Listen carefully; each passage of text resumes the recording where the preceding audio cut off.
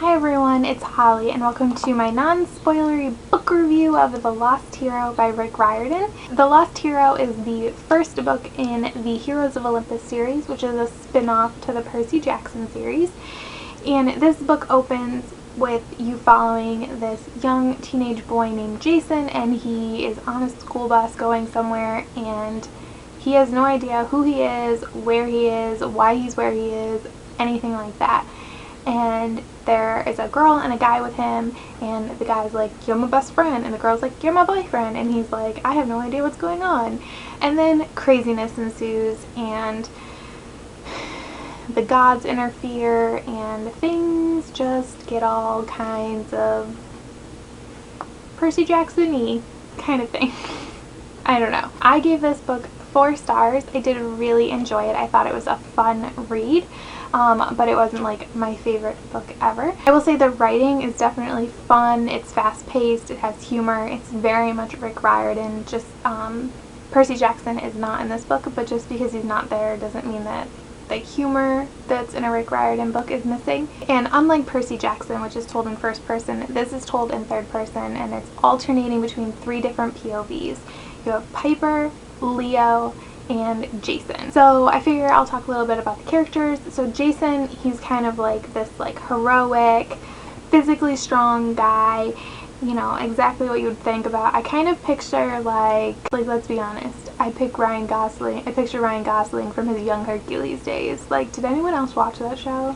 It's on Hulu if you want to check it out. It is on there. I find him really exciting and interesting to read about, mostly because of the amnesia thing. So like, you're learning more as he's learning more about things, and it makes you like intrigued. Like, it kept making me want to turn the page because I wanted to know what was going on. Leo was probably my least favorite out of the characters. I did still like him, but he was just my least favorite one.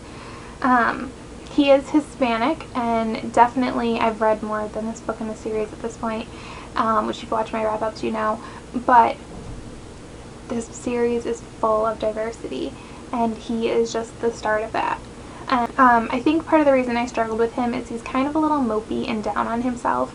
He, like, is kind of throwing a pity party a lot of the time, and, like, I get it, like, your life is hard, and he has been through some pretty tough stuff, but I just, like, lighten up a bit. I do like that he's, like, a tinkerer, though. Like, he kind of, like, plays with things and, like, tries to fix things. I like that as a quirk and as a characteristic. I think it's, I don't know, it's a very physical thing, and I enjoy reading about it. Then there's Piper, who is Cherokee, and again, diversity, and kind of the way that Rick Riordan kind of openly addresses her being Native American in here. It discusses being proud of your heritage and being embarrassed of your heritage, and like stereotypes and those kinds of things, but in it's a very well done way. I find her surprisingly strong. Like, I didn't think going to this book that she was going to be as strong physically and as strong of a personality as she is. I actually really, really liked her. She was my favorite. She goes through some stuff too, obviously. I mean, it wouldn't be a book if these characters didn't go through things.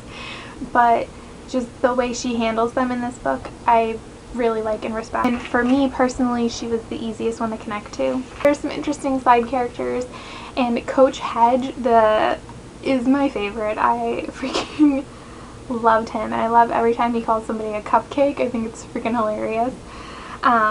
So the plot and the story is kind of what you would expect from a Percy Jackson story. Now, this book I think is laying down a lot of the groundwork for the series as a whole, because there's a lot going on.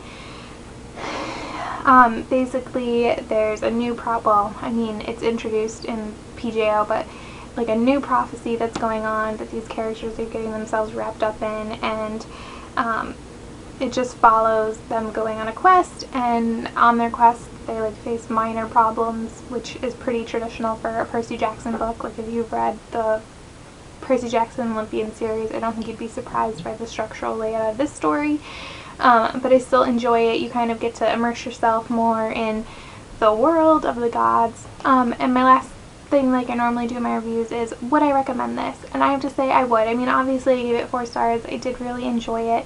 I have to say, in my opinion, if you liked Percy Jackson, and I have a feeling this is going to be what I'm going to say for all of the books, I think you would like this one. You know, it has the same tone, it has the same style, So if you're into those, you would still like this series. It's definitely slightly more mature, and I mean, these books are huge, but they're definitely full of fun, exciting adventure. And so that is my book review of The Lost Hero by Rick Riordan. Stay tuned for my reviews of the other books in the series, and thank you so much for watching. Bye!